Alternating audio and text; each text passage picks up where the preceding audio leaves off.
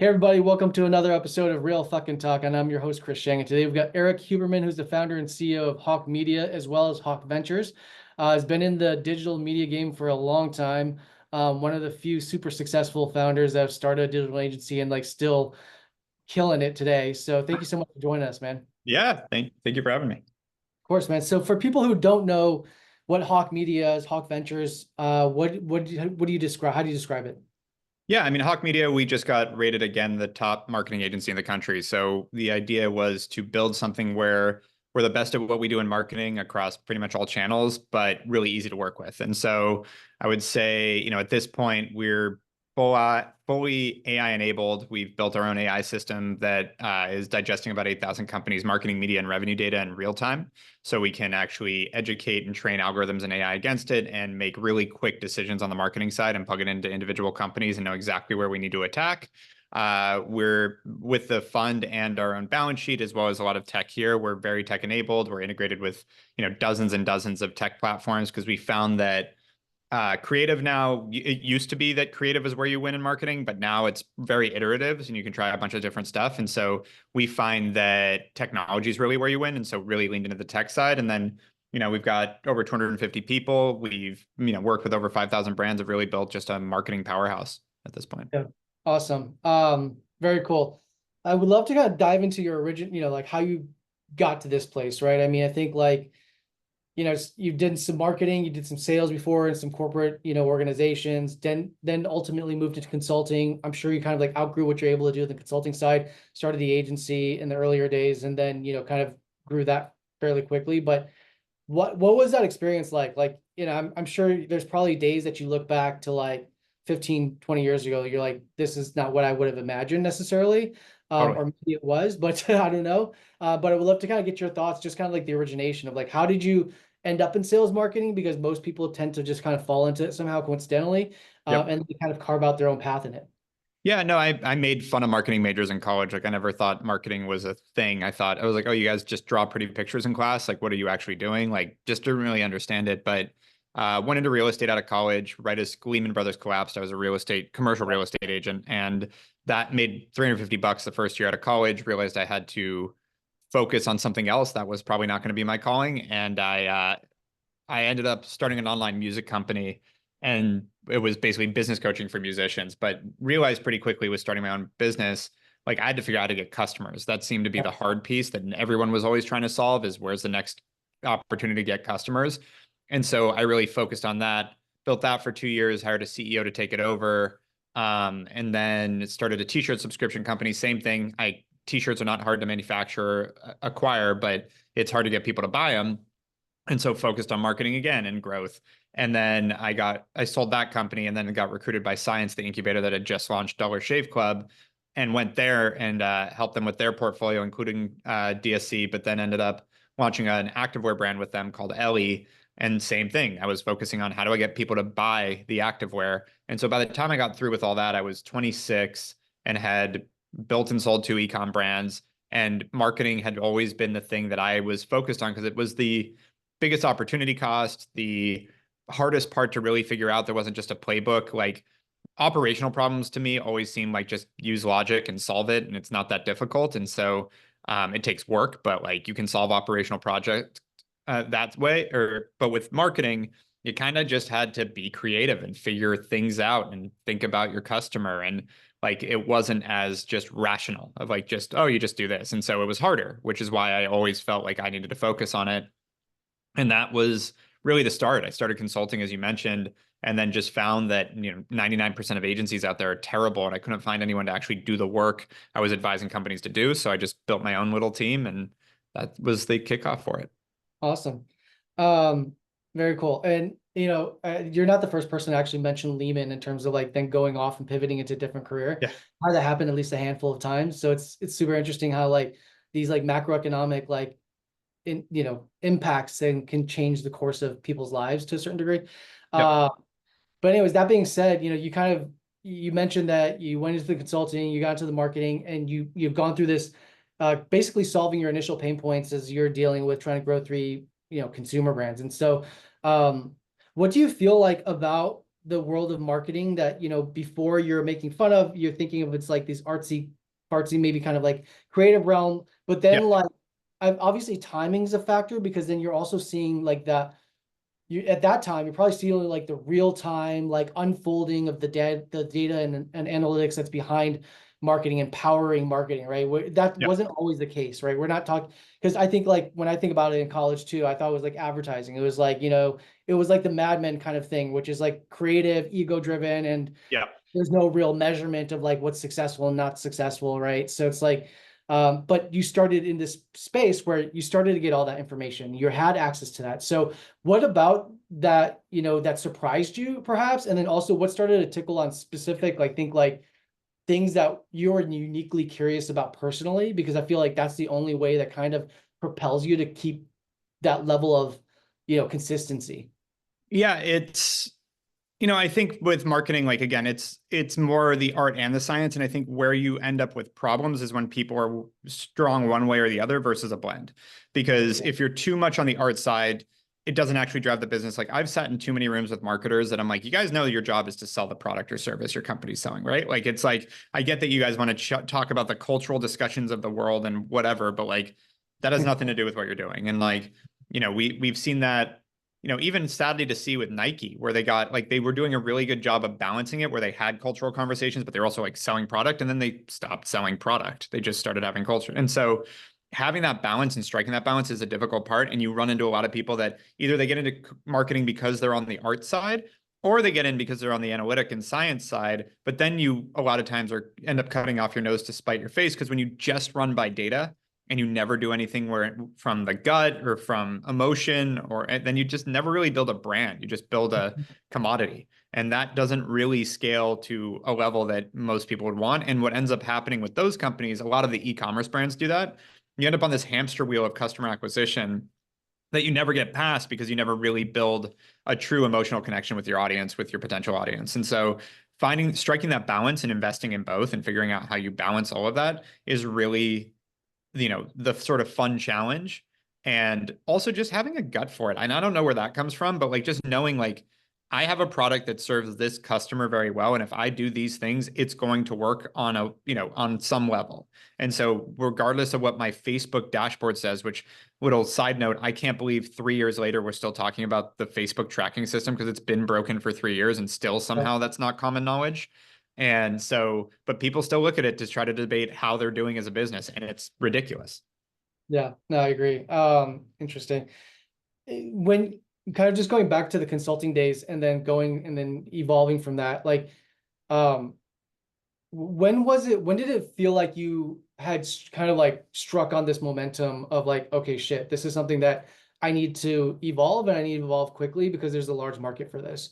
And what did that feel like for you to really like to have the confidence to like double, triple down on those efforts? Because you can live very comfortably, like, you know, a lot of consultants can do that as a lifestyle thing and you can be comfortable, but like then you I could was to I was jump, it's making 26, a risk. making like 350 grand a year. I was Yeah, doing great. And 10 W-9, to be clear, not yeah, 1099.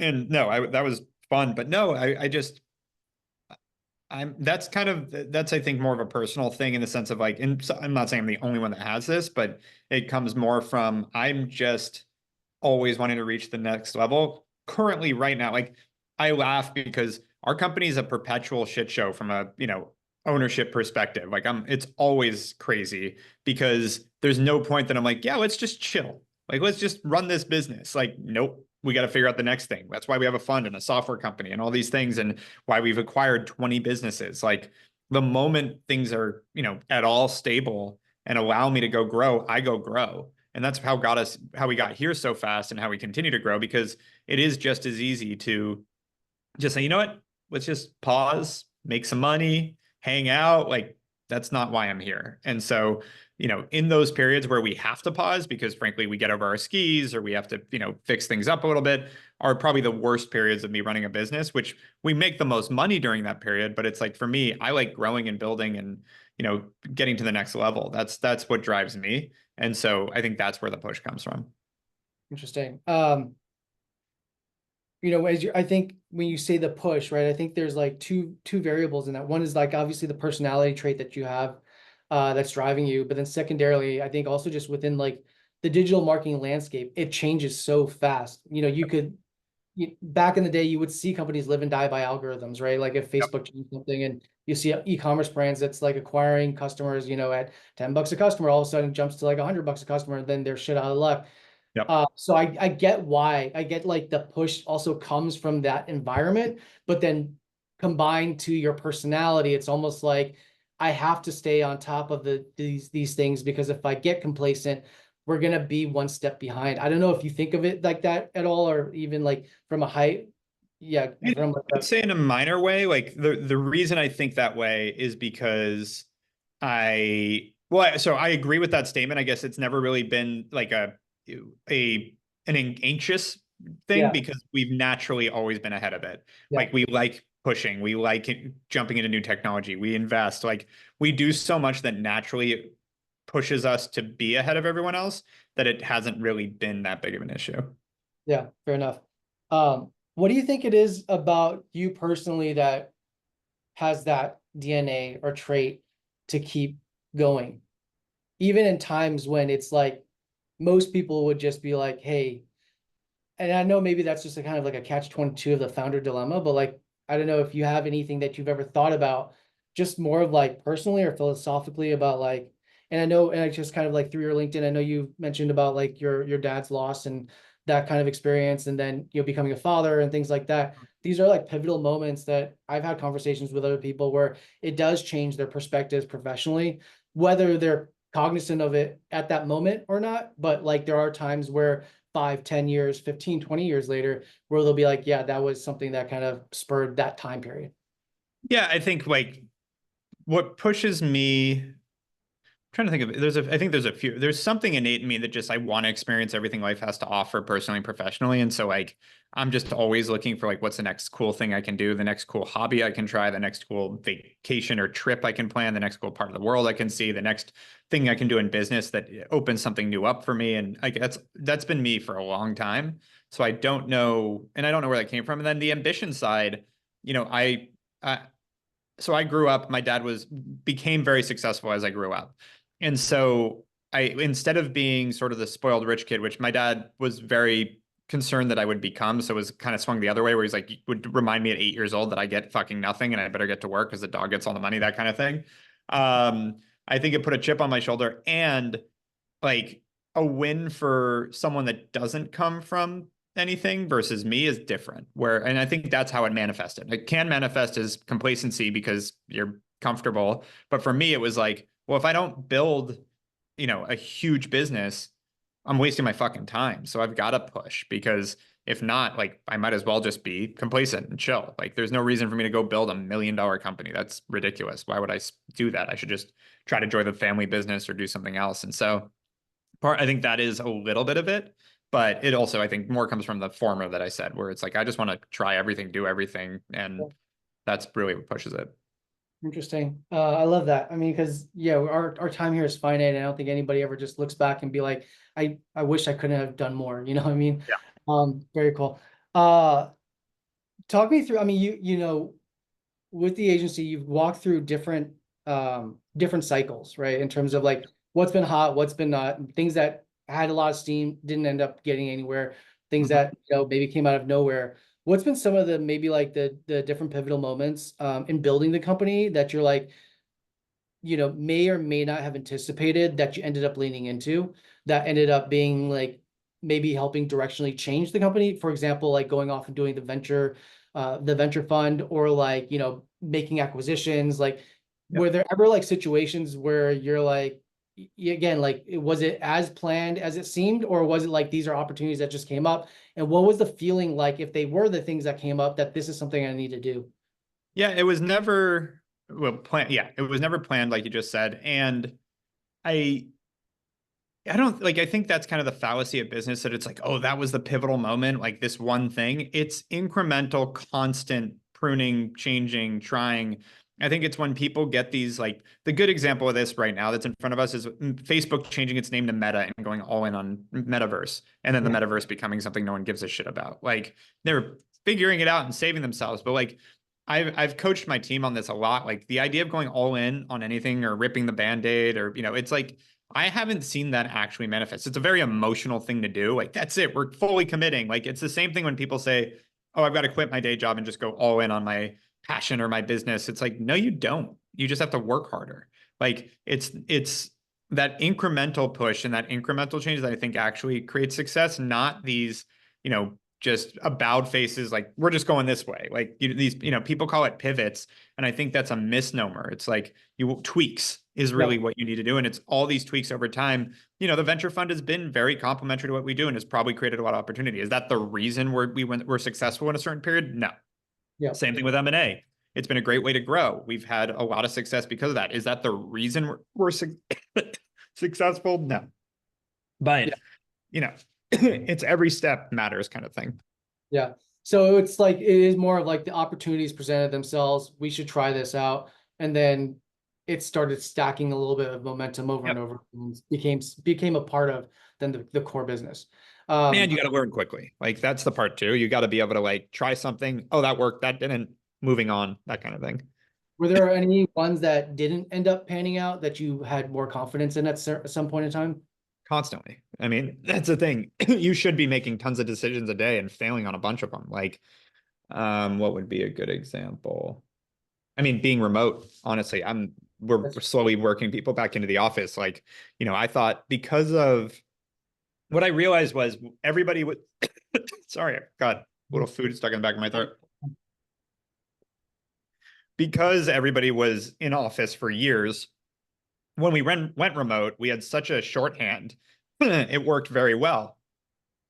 Fast forward 4 years later, it's been onboarding people and training new people is really, really tough in a remote environment. And so, it's doable, but I think it's a detriment. And so that's something that we're working on fixing. Where new people are starting to come back into the office and we're rebuilding that. So there's constantly things like that we go, hey, you know what? This isn't working very well. We got to change our mind on this. And when we went remote, we were like, we announced it to the world. We promoted the hell out of it. We were aiming to be in 50 states. We're like, this is going to be so fun. And for a couple of years, it was great. And then it really started to fall off. interesting. Just diving into that part of it a little bit deeper, like how how do you from like a senior leadership level try to make that change happen? And are you looking similarly to do that like in phases or yeah, and then how do you think that impacts ultimately like um retention of employees or I guess like performance of employees? Yeah. So, I mean, it's about how you do it. Like, I think there would be an easy way to just, throw the baby out with the bathwater and probably not do this the right way. Yeah, We're not doing that. We're, looking at how do we do this in a way that we're not going to like we have people that moved all over the country. We're not telling right. them they have to move back to LA. Sorry, this still is a Okay. thing. So that's like we're basically just hiring new people in office. So we're setting the expectation going forward.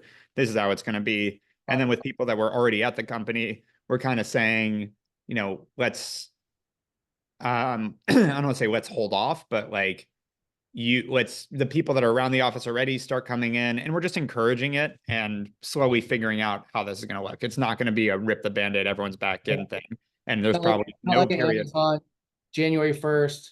Yeah, no, I Got don't it. like that model either. And with a big company, I respect why it has to be that way. Plus, I think there's a lot of news about this, but I think part of that is they wanted an opportunity to maybe cull the herd a little bit. Yeah, So I agree. Yeah. I don't think that's as bad as Expectations different. Yeah, different yeah, reasoning behind it. Yeah. right. But I think on the yeah, for us, it's more of like a game, or not a game, but a strategy of how do we encourage people to get back in, especially that are within offices, and then going forward, let's slowly bring it back. I don't think it's going to be an overnight thing. Yeah. You already mentioned that you guys have leaned in heavily into like AI and building your own tools and things like Yeah, that. I mean, from more of like outside from like a functionality productivity perspective, like, we talk about generative AI and, you have Elon speaking on podcasts talking about us having robots in the next 3 years in our homes and stuff like yeah, that. I mean, I don't know how dystopian or realistic that necessarily is. And I have some concerns over the fact that, you have somebody who's self-admittedly like has Asperger's and is like leading the AI charge. And, I don't know how much that leads into like the human condition of like empathy and compassion. But I think like from a high level, just with all the things that and all there's a lot of rumblings of things that's going on. Where do you see like our world being in like the next 2-3 years? I know things are moving fast, but like in terms of like actual adoption, and I think Yeah. your perspective is going to be unique because you see what the actual like end consumer journey looks like, which is I think from a wider level, like how I don't think people end up like buying into things as quickly as some of these leaders think it's going to be. Yeah, I think, how do I put it? Um, I think that generative AI is going to take a lot longer. I don't like, yeah, it's human adoption is a problem. And even Elon Musk constantly does this. Like, when was the Roadster supposed to launch? Oh yeah, Like, he throws out numbers that sound crazy because they are crazy and they're promotional, and he's not consistent. He doesn't see that there's gravity in the statements that he makes. And I like Elon Musk a lot, to be clear. Like, I think he's kind of an idiot in certain things, but he's the most brilliant entrepreneur of our lifetime. So I don't want to take anything away from that. That being said, human adoption is something that people always overestimate. It's the same thing with driverless cars. Like, apparently we're gonna have no truck drivers by 2025. Like, so in 3 months, apparently we're gonna have no truck drivers, except for we're actually in a truck driver shortage. So uh, I just don't think that things move as fast as a lot of these technologists think they do. That being said, I think there is truth in the middle where there's probably a point coming soon uh, that will lead us to have a lot of disruption with robotics and AI. And we're already seeing it. We're already yeah, seeing efficiencies in companies, and I think that's going to accelerate, honestly, in a big way. But yeah, I think it's going to the things that we think are coming. Like, the interesting thing is you have also like the sort of hype side of things, like the generative AI things that get people's attention, and then you have the reality of how this actually works out, which is very different. Like, I don't think that generative AI and creative AI, as we were calling it before, where it's like replacing design work and written content, I actually don't think that's doing as well as people say it is. And so it's, how do I put it? And so, like, what the example I give is like a Midjourney is the best, generative AI platform on the design side, or has been. And so if you look at a Midjourney piece of creative, it looks like a Midjourney piece of creative. And so as these people talk about how this is what's disrupting everything, I'm like, honestly, as a marketer, like, I wouldn't use that shit in my ads. Like, maybe as like a novelty, as like, if I'm trying to intentionally be like, look at the AI thing, like, sure. But like, it looks like an AI piece of creative. And so it's just not there yet. And I don't know that, I think it'll take a while to really be able to replace that side. And then still, you're going to need people that are managing that to actually get the AI to make the thing that you want to make and all that. So I think, similar to like when Adobe Photoshop came out, the headlines were all, that's the death of the art director. We don't need art directors anymore because they don't need to be, cutting up images and doing their type of graphic design because we have Photoshop. It's easy now. And it just proliferated them. I think it's the same thing with AI. Like, it just actually opens up people to use their highest and best use a lot better. It can open up a lot more production, make people more efficient, which creates more output, which to me creates more jobs. And historically, like, the internet created less poverty and more jobs, not the opposite, even though it made things more efficient and more connected. yeah, makes sense. As we're rounding up on time here, you're a recent father, a fairly recent father. Has that changed anything in terms of your perspective, whether business or like what you're looking to aim to do, in the future or personally? I'd say just personally, like, I got really in it. I put a big post about this the other day. Like, I just got really focused on preventative health. My dad, frankly, the reason he passed was because he refused to get a colonoscopy and didn't do all the preventative stuff, that like the normal standard stuff. And so I just got more into, like, we're in a time now where you can be very on top of your health. Like, so I started doing quarterly blood panels and DEXA scan, and I did a full body MRI, and I did a colonoscopy, and I've done a genetic testing, all this stuff, just to be like, where am I? What's my baseline? What's wrong with me at 37, which I'm still thankfully, I guess relatively young. I can see if there's anything that is abnormally bad at my stage. And the good news is, so far so good. I still have to do a CT angiogram, a heart scan, but everything else has looked pretty good.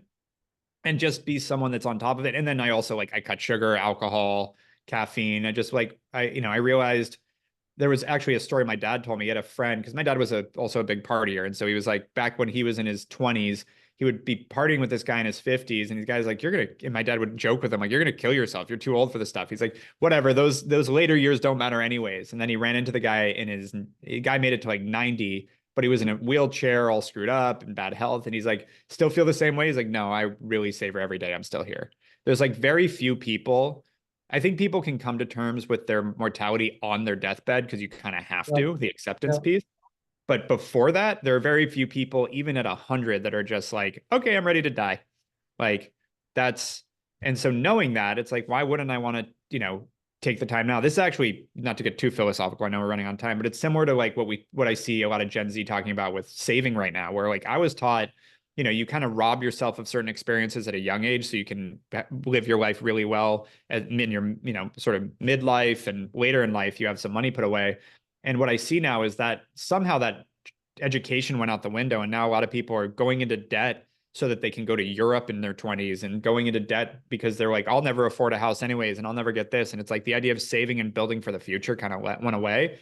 I think it's the same thing with health as it is with, your sort of financial well-being. Like you say that now, but like, when you're 37, when you're 45, when you're 50, when you're 60, it's still you. It's not some other person that you're like, that old person sucks. Like, no, that's you. And you end up sitting there going, God, I was an asshole. Because now you're robbing your future self. And it's the same, both with health and with wealth. It's like you need to really focus on like understanding that you're going to be sitting there. And it's like you're not a different person. This is the funny thing, is like now I have, a daughter, and I've got a family and a mortgage and all these things. And I think when you're younger, you look at that as if it's like some different old person that will have very different thoughts going through their head. And you realize once you get there, you're still the 8-year-old that's trying to figure out the world. And that's, and trying to like manage everything and understand what's going on and learn, but you're just taking steps along the way. And so the idea of stealing from that person, again, now I look at like when I'm 70, and now the way I'm taking care of myself, I am going to be very thankful because I will be able to still move around. Like I've got a stepdad that's 82 and still goes on 4 or 5 mile runs, several days a week. Like that's where I want to be, is be able to move and take care of myself in my 80s and 90s, not struggling. And so that's really the biggest lesson I had from all that. That's awesome. I mean, I think you just kind of unpacked too the motivator for what pushes you. I think is just this deeper understanding around mortality that most people your age, let alone like older people, don't quite grasp until it's too late, and that push you to want to experience as much I out of think life. it's something for me. I think it's important to recognize that you're gonna die. Like it's just fact. And so I actually got into this debate like 2 days ago on Twitter because someone's like, well, what does it all matter? You're just going to die in the end. I'm like, see, like, I see that very differently. I think, that's all that matters because once you're done, you're done. So you might as well maximize what you have now because after that, there's nothing. Yeah. Awesome. On that note, I want to say thank you so much for taking the time. It's a great way to end it. I know you're super busy. Can't wait to see what you do next, and continue success with Hawke. Thank you. Thank you for having me.